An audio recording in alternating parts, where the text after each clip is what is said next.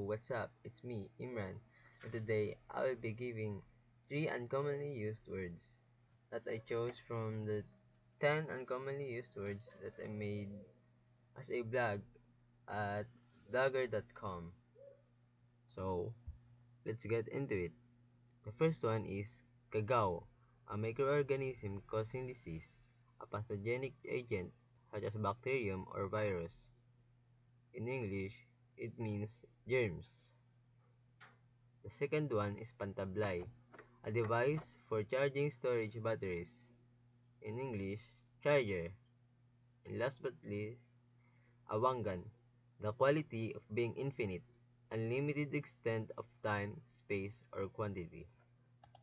In English, it means infinity.